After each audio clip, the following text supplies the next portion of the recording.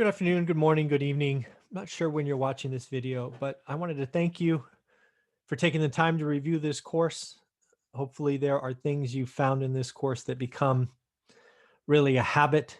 I hope conversations about money, investing, spending, income, all of those things become easier. What I've done here is I've taken the time to think about 10 goals that I have for this course. And what I'd ask you to do is watch this video and ask yourself, did I get all or at least most of these out of the course?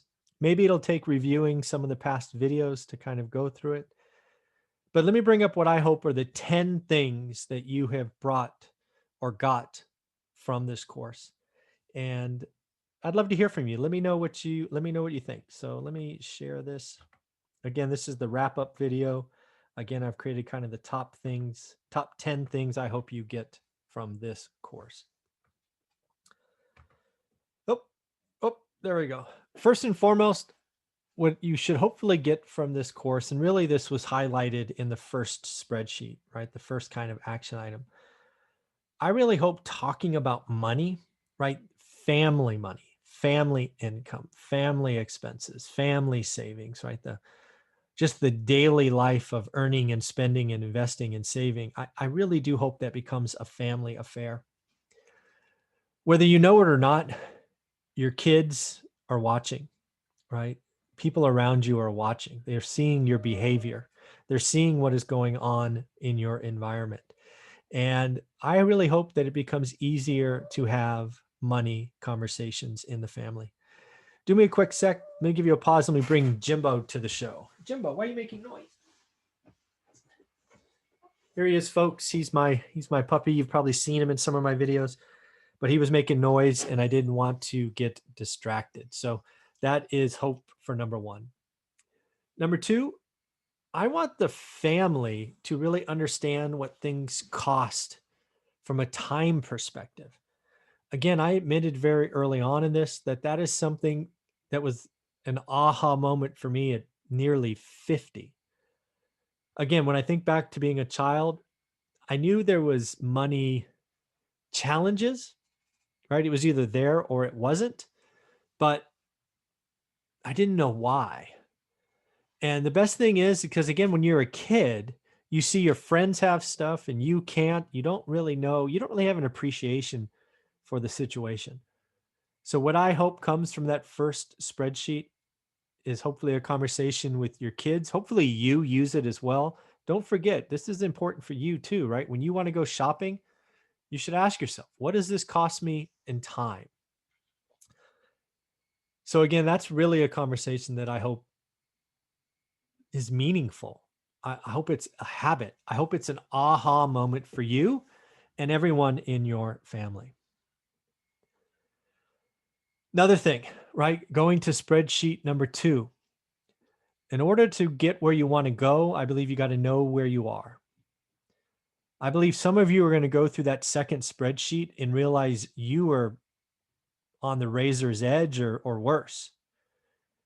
Don't worry, you can improve. You can improve monthly, yearly, you can get there. But again, I think it's very important to understand where you are. I think it's very important to track where you're going at least monthly. Hence that template that I built you in that second spreadsheet. I really do believe financial freedom starts with understanding where you are. And that was really the crux of that second spreadsheet or template that you have at your disposal. I really hope that you review monthly actuals against your budget. I can't tell you how many times, someone may think they have a $400 budget for food or entertainment or clothes or whatever. I'm not here to judge your budget. Your budget is your budget. But what I want you to understand is when you think it's 400 and you spend 800, that extra 400 is coming from your discretionary spending and is holding you back. It just is because you don't have as much savings or discretionary or what I call freedom dollars left because you budgeted 4, but you routinely spend 8. You need to reconcile that. Either start budgeting 800 or change your behavior. Honestly, I hope that first and second spreadsheet gets you to reconsider spending. I hope it allows you to save more. Throughout the multi-years of talking about money and on YouTube and in my first course, How to Get Started One Rental at a Time, I talk about needs and wants. Take care of your needs, get them done. But what we did very early on was we got rid of our wants, at least for a little while. We are certainly spoiled now. We get all the wants and needs we care to. But again, there were some 15 years of sacrifice. I remember being very emotional at like year 8 or 9 when you just don't know if it's going to come to fruition. But in reality, I hope taking this course, taking this seriously, doing the work, I hope you spend less and you save more. I frankly hope money is less stressful. I hope everyone in the family is on the same page. Some of the most destructive situations I've seen in my life is when everybody's not on the same page. This could be the adults, this could be the adults and kids, whatever it is. But when, for example, when a kid wants to buy a new PS5 or whatever the latest video game console is, and the kid doesn't realize that the family's living on the razor's edge and that video game would cost 500, 600, 800 hours of work, right?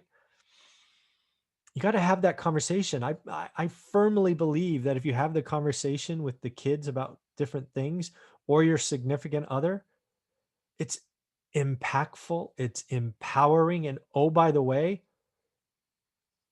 most of the time when I've seen that happen, the kids get on board. They'll help. Oh, I didn't realize that's the situation mom and dad were in. I'm going to go get a job, or I'm going to go do this or that. I'm going to help out. That's awesome. This is a big one.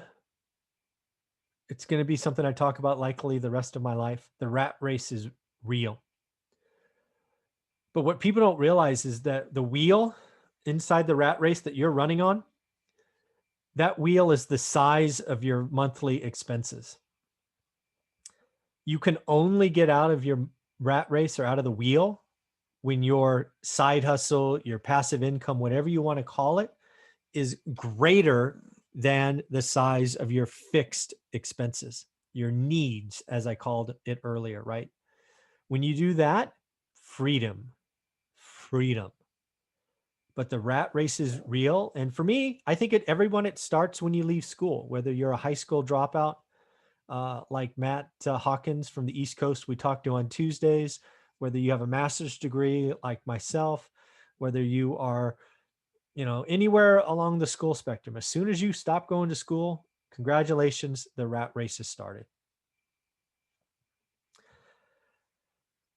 I hope reviewing your actual monthly expenses become a habit. That second spreadsheet, probably the most valuable tab in my opinion, is that spreadsheet where you fill in your actuals and you see if you've exceeded budget, hit budget, or were lower than budget. The colors will change. I hope that becomes a habit. If that becomes a habit, this course by itself has paid for itself. Because when you look through the lens of actuals, everyone in the family gets better. Yes, that's Jimbo again. I'm sorry. He's making a little bit of noise. Hi, buddy. We all love you. Say hi, Jimbo. Hi, Jimbo. So again, a big part of spreadsheet number 2 is a concept that I'm introducing called the financial health score. If you don't remember what it is, go back to that tab. It has 5 levels. I believe we should all strive to be either the quietly comfortable or the 1%. And you can get there, but again, you need to know where you are. And again, it will change. You control it. You control it. You make daily decisions. You just do. And then last one, this is something I hope happens over the next several decades that I keep talking about this. I'm hoping that income, spending, saving, investing, just money in general becomes easier discussion and not taboo, right? Religion, politics, money, all kind of sit in that taboo section. I think we need to take money out of that. I think we just need to have honest discussions. We just need to all be where we are and not judge anybody for it. So at the end, those are the things that I hope come from this course. Again, I hope you got all 10. But in reality, if you got 6 or 7 of these, I feel really good. If you got less than that, maybe go back and watch it again. I think it's all in there, but if not, let me know. I'll keep adding content to help out if something's missing. I want this to be impactful for you.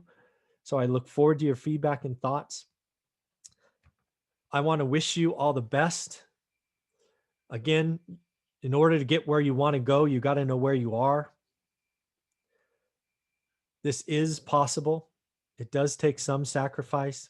I think if you turn it into needs and wants, you understand what discretionary spending you have, and then you decide at points of purchase, I think it's pretty impactful.